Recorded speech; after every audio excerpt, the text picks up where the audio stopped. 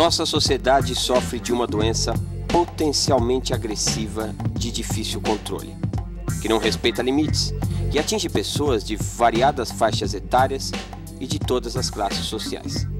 Esta doença causa deficiências orgânicas e genéticas que alteram o metabolismo e o funcionamento cerebral. O nome dessa doença? Dependência química. Este lugar é um pesadelo periférico.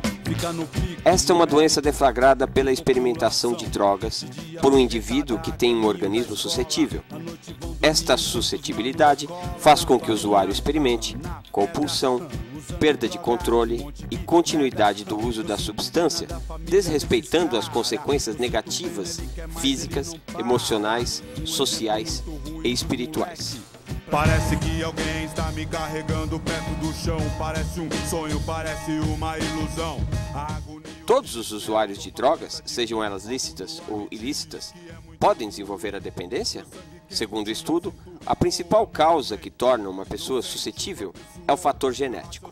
Mas, na verdade, aquele que experimenta pela primeira vez uma droga está brincando de roleta russa e, algum tempo depois, pode ser mais um entre os milhões de adoentados vitimados pelas drogas. Ou continuar e insistir no mesmo erro. Sejam bem-vindos ao programa Vida Nova. Esse programa que tem o objetivo de levar informações a você sobre dependência química. Essa epidemia aí que vem causando tantos males nas famílias, né? Um grande transtorno. E a gente vai trazer aqui de hoje para diante especialistas para falar do tema. Dr. Marcos. Meu abraço a todos os telespectadores, meu abraço carinhoso a você que acompanha o programa Vida Nova. Hoje nós trouxemos o senhor Alexandre Araújo, que é consultor em dependência química. Eu já gostaria de abrir o nosso diálogo de hoje perguntando a ele, senhor Alexandre, o que vem a ser a dependência química? Bom, primeiramente agradecer pelo convite e, de uma forma bem objetiva, a dependência química ela se caracteriza pelo uso de álcool e drogas contra a própria vontade do indivíduo. O indivíduo dependente, ele acorda pela manhã dizendo para ele mesmo que não quer usar porque isso pode levá-lo à morte e ele termina o dia fazendo uso. Então a dependência química ela se caracteriza por essa compulsão e obsessão às substâncias alteradoras de humor, no caso, álcool e drogas. Alexandre, mas a gente sabe, né? A gente que vive esse clima, nós estamos aí lidando com dependente químico há muito tempo, não está na cultura popular de que a pessoa, vamos dizer, está lá no boteco tomando uma cervejinha, a gente desconecta, não consegue fazer um link entre aquele que está bebendo uma cervejinha tranquilamente, com a menininha e tal, e aquele famoso, entre aspas, que está com o pé inchado. A gente não consegue. Por que isso? Por que essa negação? Como é que essa doença evolui? Todo mundo vai se tornar alcoólatra? Eu queria chegar mais ou menos a isso. É justamente por isso, José Carlos, que é o grande engano do uso, porque durante um período a pessoa ela realmente sente um prazer com o uso de qualquer substância. Hoje nós sabemos que no Brasil o uso de substâncias psicoativas ele começa na pré-adolescência, já existem registros e estatísticas de uso. E nesse início o pré-adolescente, por exemplo, ele sente um prazer ao fumar, ao fazer uso da cerveja, ao fazer uso da maconha aos 15, 16 anos. E os problemas eles só vão manifestar-se após um período de uso. É diferente de um problema agudo. Por exemplo, uma doença aguda, ela se manifesta em pouco tempo, aparecem os sintomas. No caso da dependência química, a deterioração é lenta.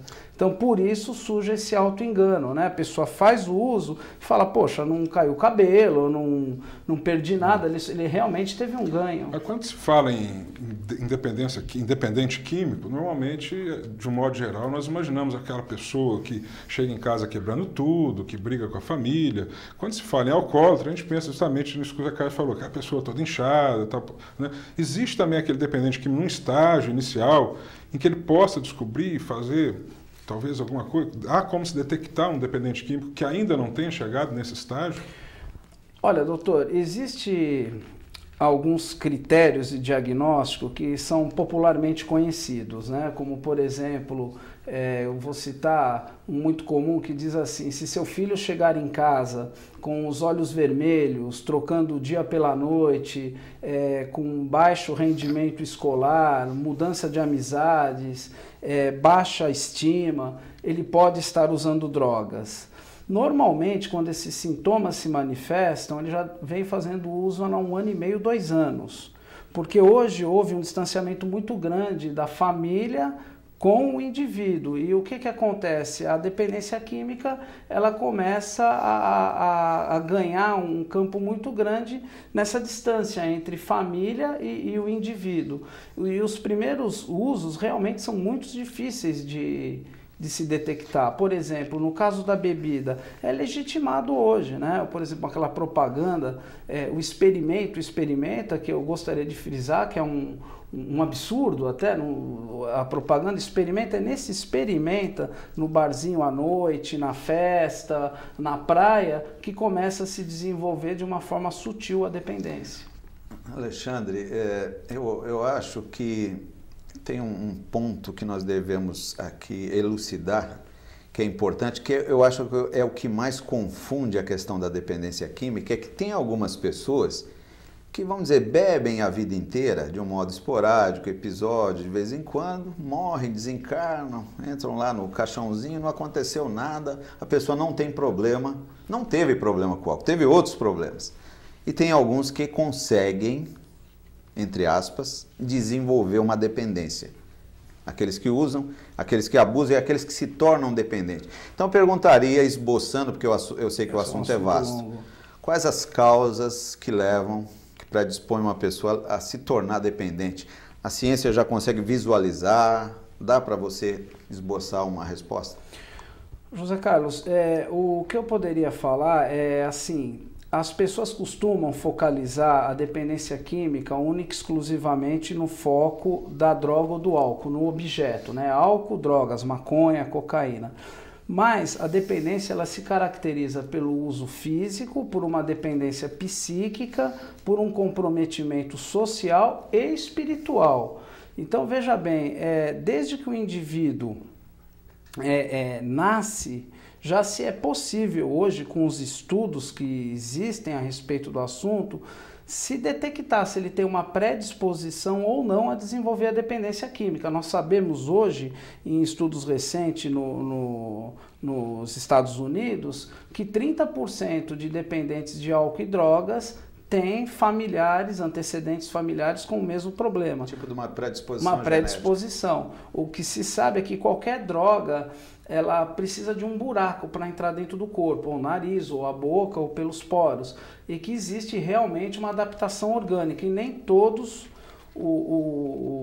nem todas as pessoas são predispostas a essa adaptação, muitas o corpo rejeita. Doutor, posso fazer uma pergunta? A ciência, ela olha, quando a gente coloca o componente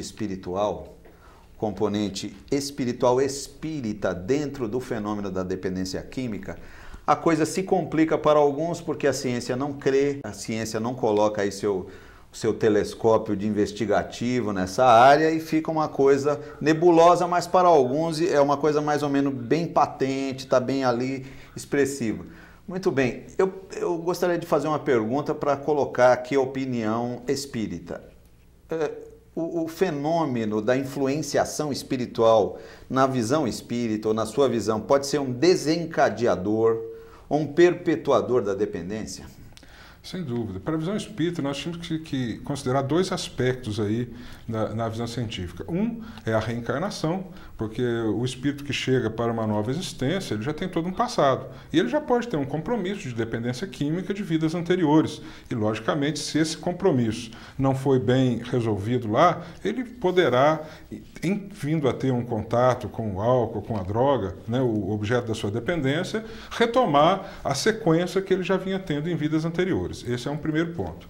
O segundo ponto é a obsessão, né? Porque quando Kardec indagou dos espíritos, se os espíritos influenciam em nossa vida, eles responderam a ele, está lá no Livro dos Espíritos, que muito mais do que nós podemos supor, que em certo ponto eles são que dirigem a nossa vida.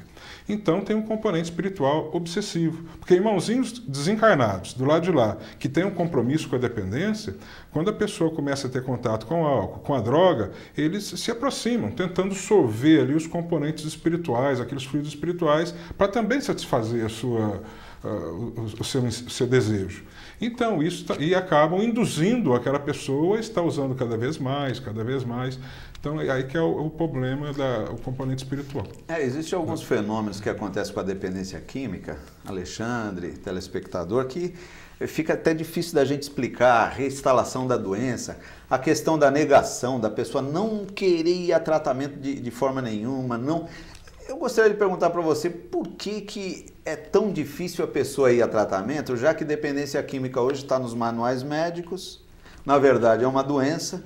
Por que a pessoa, na verdade, quer continuar doente? É a única doença que a pessoa quer continuar, não quer ir a tratamento, Alexandre? José, como o doutor falou, né, existe todo um processo de evolução, né, e a busca dessa evolução é a felicidade. E a droga, de uma certa forma, ela proporciona essa felicidade instantânea. A felicidade pode vir em pó, pode vir em líquido, pode vir em pedra. E à medida que o indivíduo descobre esse atalho mentiroso, né, porque realmente é uma farsa, ele se fecha dentro do próprio mundo, né? A negação do uso de álcool e drogas, ela tem a origem no próprio orgulho, que o orgulho nada mais é, nada menos do que eu acreditar no meu próprio mundo. Às vezes as pessoas distorcem o orgulho, acham que o orgulho é aquela pessoa com o nariz empinado, né? Mas não, o orgulho é o mundinho do dependente químico. Tá certo. Alexandre, nós vamos então chamar o nosso intervalo e daqui a pouquinho nós vamos continuar com esse tema.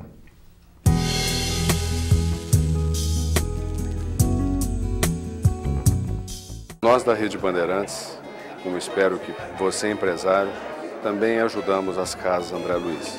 As obras que se veem aqui são emocionantes, são dignificantes e são um trabalho que a população precisa. Então, se você puder, e se você também se tocar com isso, ajude as casas André Luiz. Em janeiro de 1868, Kardec lança o último livro de seu Pentateuco, a obra A Gênese.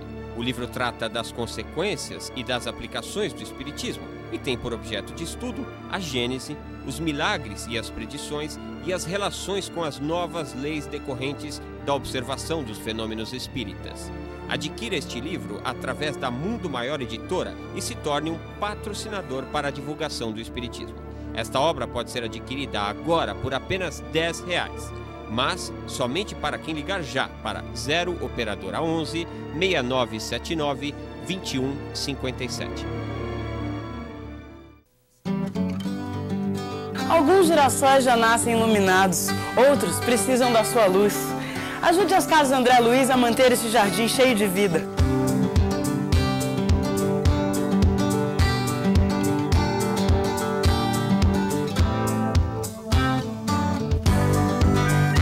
Seja uma pessoa iluminada, faça sua doação para as crianças das casas André Luiz.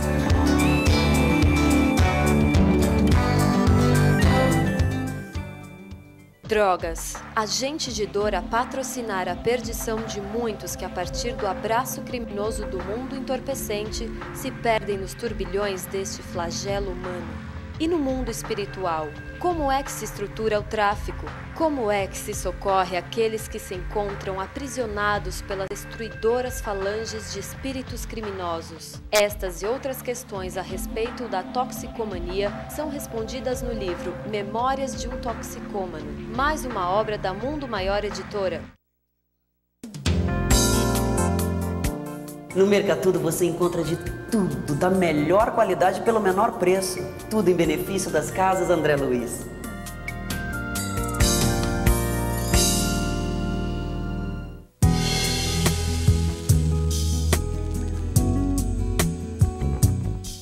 Alexandre, você estava falando sobre o objeto da felicidade. Algumas pessoas, a gente imagina no alcoólatra ou no dependente químico, naquele que usa droga, usa álcool todos os dias ou até em grandes quantidades. Mas aquela pessoa que usa uma vez por semana, mas ele vê naquela cerveja, por exemplo, o objeto da sua felicidade. Na quarta-feira, ele já não suporta esperar chegar o sábado para conseguir tomar aquela cerveja. Ele pode ser também considerado um dependente químico? Sim, e até do aspecto científico, a quantidade muitas vezes que ele ingere na quarta-feira, ele ainda sofre a intoxicação até o próximo dia de beber. Ele ainda está permanentemente intoxicado, apesar de estar com a sua crítica em perfeitas condições. Toma decisões, trabalha normalmente, mas o sistema nervoso ainda está alterado pelo uso da substância. Existem usuários esporádicos, constantes, num padrão regular, porém todos eles passam por um processo de evolução. A dependência química, ela é progressiva, então o padrão de hoje já às vezes não é o mesmo padrão no próximo ano. Uma coisa interessante é que muitas vezes a pessoa acha que é alcoólatra, a pessoa que está precisando de ajuda é aquele que está com o pé inchado, né? Aquele que está debaixo do viaduto, e não é verdade. Hoje o conceito de dependência química, né, Alexandre, telespectador, é que a pessoa bebe e tem problema. Como a doença é bio, psico, social e espiritual, biofísico, a pessoa tem problema físico porque bebe, está tendo problema, precisa sanar o problema. Problema mental, depressão, ansiedade, está tendo algum tipo de problema, o álcool está causando problema, tem que se tratar. Está tendo problema social, no trabalho, na família. Então hoje o conceito correto de você fazer, serve até de critério diagnóstico. Claro. É você ter problema. Para você se livrar daquele problema, você precisaria de parar de beber. Você não está conseguindo, então você vai ter que buscar ajuda. Infelizmente, a pessoa que está com o pé inchado ou com outros problemas, ele precisa sim de ajuda, mas aí já é uma ajuda clínica, né? Uma clínica médica, porque o comprometimento físico, o desgaste físico já é muito grande. A grande tarefa, o grande serviço hoje é evitar que o indivíduo chegue nessas condições. Zé Carlos, você que trabalha com muitos grupos de apoio, a pessoa, para procurar um grupo de apoio, é mais a família que tem procurado ou é o próprio dependente? O dependente, normalmente, ele tem que se conscientizar que ele é um dependente para ele poder ter um apoio que seja útil para ele. Como é que é isso? Na verdade, doutor Marcos, o que a gente nota é que o que leva as pessoas a buscarem ajuda são as crises. É na crise é oportunidade, né?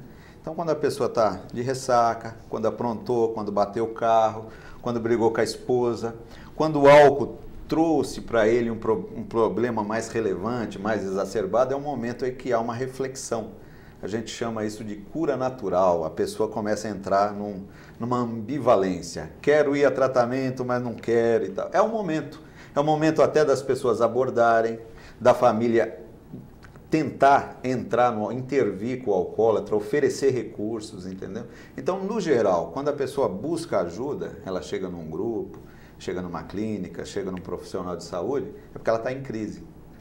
Você pode até perguntar, o que aconteceu ultimamente para você? O que te trouxe aqui? Ah, não, eu bati o carro, entendeu? Então, o que traz, na verdade, a gente são os problemas. Então, eu até perguntaria, para completar essa minha resposta, Alexandre, como é que a família pode ajudar? Porque existe aí uma facilitação. Como é que você vê isso? A facilitação, no caso da dependência química, é um fenômeno da humanidade, porque a família, ela ama, ela gosta, e a intenção dela é ajudar. E a família, na intenção de ajudar, ela acaba agravando mais o problema. Vamos ver agora o que o povo acha. Eu vou fazer uma pergunta para o povo responder. Então, fala, povo. A pergunta é, será que o alcoólatra, o dependente químico, é um degenerado moral, é um ser fraco, é um sem vergonha? Vamos ver o que o povo diz. Não acho que seja ser vergonhice, eu acho que é uma doença mesmo.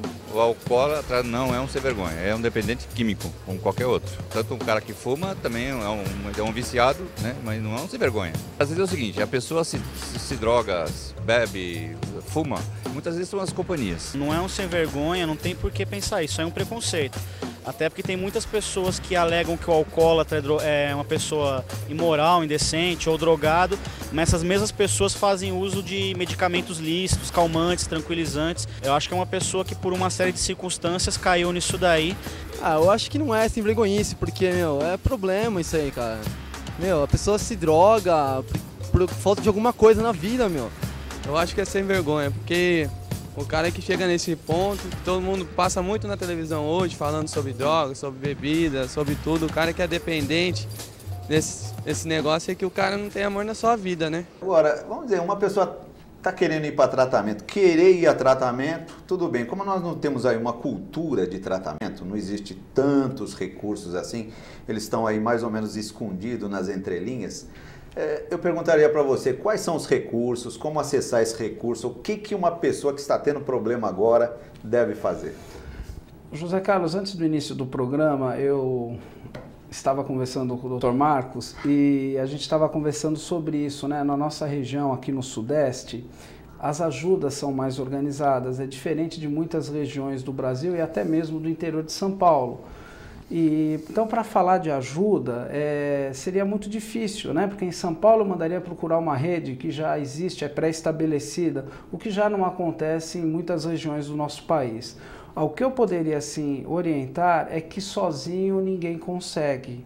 Pode-se procurar o religioso, o evangélico, o espírita, o juiz, o médico, o psicólogo, o assistente social. Existem hoje muitas pessoas com conhecimento em dependência química que podem auxiliar uma família em dificuldade. O que não se pode fazer é acreditar que isso um dia vai ter uma solução. O povo brasileiro acredita às vezes que a vida termina que nem novela das 8, acaba tudo bem. Isso não é verdade. Dependência química é de determinação 100% fatal. Na verdade, o que nós estamos fazendo aqui hoje é trabalhando com a morte. Nós estamos falando de um assunto que leva o indivíduo à morte. Dependência química, se não for tratada, ela vai levar a pessoa a óbito. Então, o tratamento ele pode ser procurado com qualquer pessoa, desde que não seja a própria família. Um hospital, um posto de saúde, enfim, a rede disponível na cidade. Até por morar no interior, eu gostaria de dizer que no interior a gente costuma dar aquele jeitinho brasileiro, né? A gente costuma falar muito com orientador escolar, psicopedagogo, professores. E essas pessoas que têm uma certa ascensão na comunidade, elas vão repassando os conhecimentos, que não são tão técnicos, mas que já é algum conhecimento, para os pais que procuram, para os próprios jovens, né? E às vezes diretamente até o dependente. Nos fóruns, normalmente se tem psicólogo, tem assistentes sociais, ou nos próprios postos de saúde. Isso. Então você acaba com pessoas que têm um conhecimento um pouco maior, pedindo a essas pessoas que elas leiam sobre o assunto, que tenham como repassar esses ensinamentos. É a forma como lá no interior se dá esse jeitinho brasileiro também para o tratamento do dependente. Até porque o nosso programa, como ele tem esse objetivo mesmo de levar informações, né, para você, telespectador, quer dizer, mostrar que o problema é grande, mas existe solução, né? A solução está aí, a esperança é grande. É um programa que vai levar essa autoestima do dependente, tentar criar cultura de tratamento. Então nós vamos colocar aí gradativamente nos caracteres, né, endereços de locais, né? Principalmente, existe uma rede que ninguém pode falar, não, onde eu moro não existe recurso. Os grupos anônimos, por exemplo, estão em todas as cidades, a grande maioria das cidades. Existe 3 milhões de pessoas aí que estão nos grupos anônimos. Aqui em São Paulo nós temos uma central de serviços, o telefone é 3315-9333. 3315-9333. Você pode ligar 24 horas por dia, que você vai ter endereços de clínicas e comunidades. É um serviço totalmente gratuito. No interior, os grupos anônimos eles estão aí avante, né, nesse tratamento. Tanto eles alavancam todo o processo. O Amor Exigente, né? Amor Exigente, é interessante. Alexandre, agora, às vezes fica também na cabeça, no imaginário popular, que tratamento de dependência química é internação, é desintoxicação.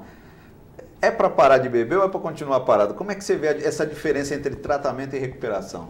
José Carlos, você faz perguntas difíceis. Eu quero que você seja num curto espaço de tempo, né? Mas eu diria assim, parar de beber ou parar de usar droga é apenas um estágio do tratamento.